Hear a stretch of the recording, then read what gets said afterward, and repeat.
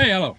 You're stuck in traffic with Wolf Gorlick. Couple-minute riff on IT and IT security and whatever's on my head on this particular day. and a lot of things are on my head today. One of the things, maybe too many things.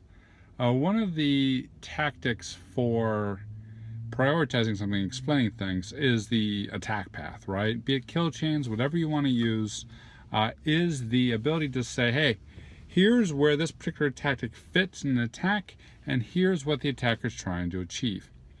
This is paramount for making sure that something passes the sniff test. What's the sniff test, you say? Sniff test is, does it smell right? Does it matter? These are oftentimes things that you'll see people touting, like, oh yeah, did you know with this particular computer they've got an icon on the desktop, and that means that you know that they're running, and you're like, does that really matter? Or hey, with this particular attack, all you need to do is these three things. And you're going, that's cool, but does that really matter? Where does it fall in a given attack path? Does it allow an attacker to achieve their objectives? And is it a realistic attack? So, I'll give you an example. Today I saw a news article that was touting a new attack on cars. This new attack on cars can completely compromise the car subsystem. You can't even block it with a firewall. And it was a pretty cool attack. It was a CD with a specially encoded file, and you slide it into the entertainment center, and the entertainment center, of course, loads data from the file. And it had a attack code that would compromise the system by taking advantage of an overflow in most common car stereos. Awesome. But wait a minute.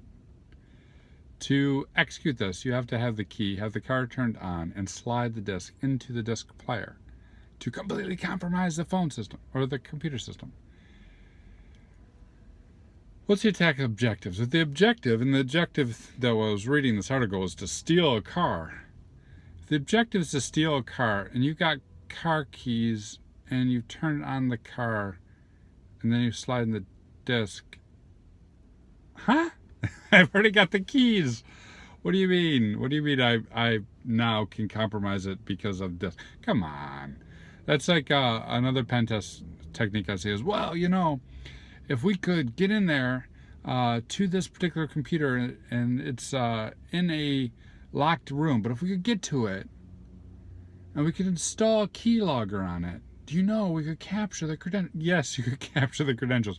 But also, by the time you get to the computer, through the security system, to the cash register, and install your keylogger, you kind of already have access to everything else as it is. So from keyloggers to magic CDs that compromise your computer or compromise your car, the question always has to be asked, what's the realistic attack? What's the attacker going to do? And what other mitigating controls are around it?